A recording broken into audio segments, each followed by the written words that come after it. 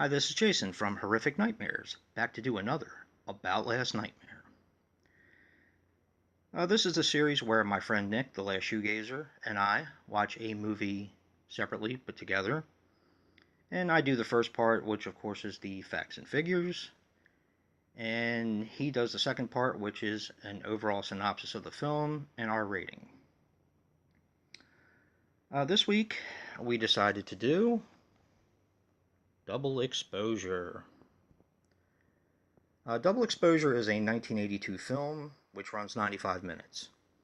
It's written and directed by William Byron Hillman. William Byron Hillman did a couple of other, well, he did a few other movies, none of which I've ever heard of. One is called Quigley, the other is called The Adventures of Ragtime. But he also did another movie in 1974 called The Photographer, which I did find out this was actually a remake of his original film. From what I'm to understand, The Photographer wasn't quite as mean-spirited and it didn't play out as much like a horror movie as this one does. Now, this does have a reversible cover. It has the Katrina's Nightmare Theater on there.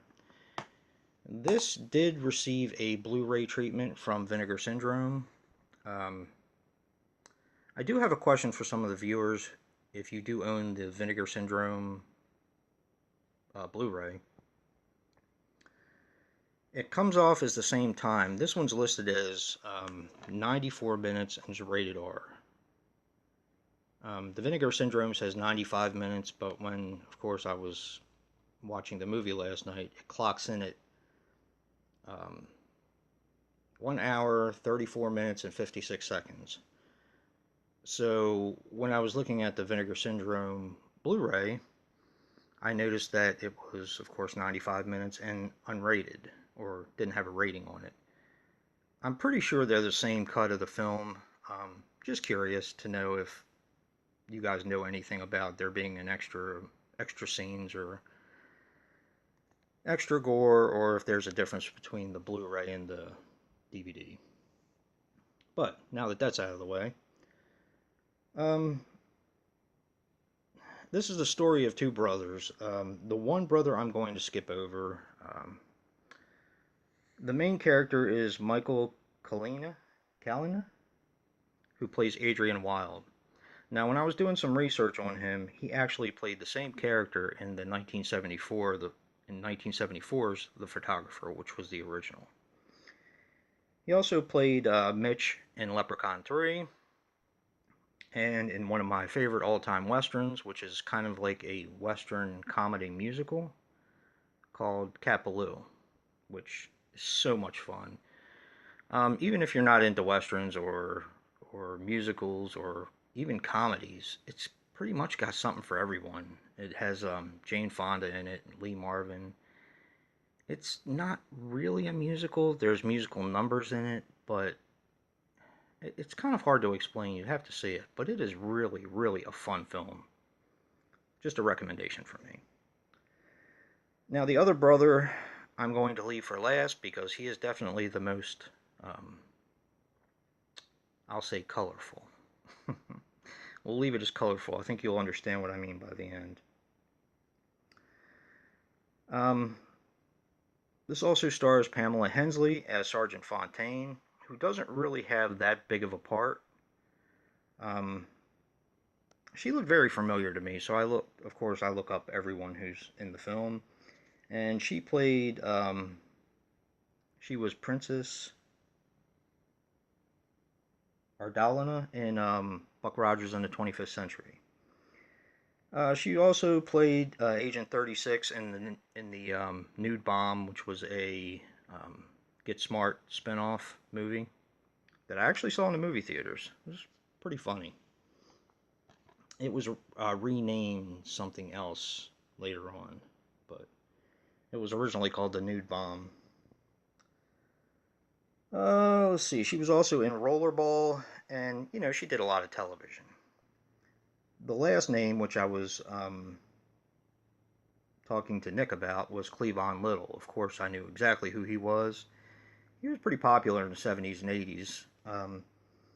He played, of course, in Once Bitten, one of my favorite characters ever, which he played Sebastian. If you've seen the movie, you know what I mean. He was the butler. He played in Toy Soldiers and Fletch Lives, but he was most notably for his role in Blazing Saddles. Cleavon Little died on October 22nd, 1992 of colon cancer. Now I'm going to go back to, and this is where I'm going to need my cheat sheet. The other brother was, his name in the movie was B.J. Wilde, and he was played by James Stacy. Of course, they couldn't do what they do now with technology, computers, all that kind of stuff. And I was noticing that, or of course, Nick and I both noticed he was missing an arm and a leg.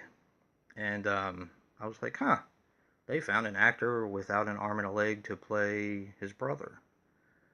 So, of course, doing some research, I found out that he was in a motorcycle accident where he lost his arm and his leg, and it was also the death of his girlfriend at the time. Now, apparently, this guy had quite the background in Hollywood before all this happened to begin with. But later on in his life, and this is where he gets colorful, I will say. He was arrested in 1995 for the, he was arrested on molestation of a child. The following year, he tried to commit suicide, unsuccessfully so, I guess. The following year after that, he fled to, I want to say Hawaii, but I'm not sure if that's right. But apparently he was convicted that year of molesting an 11-year-old girl and sentenced to 6 years, which he served. Now, he was on the National and California State Sex Registry. But he passed away in, September 9th of 2016 of anaphylaxis, which I'm not sure if you guys know what that is, but that is a reaction to an allergy, where your face swells up, your throat swells closed, all that kind of stuff. So that's how he passed away. Like I said, he was quite a colorful character. Now, I found out all this stuff on this movie, and I'm sure there's a lot more to find. I was kind of envying Nick because he got to do the synopsis on the movie.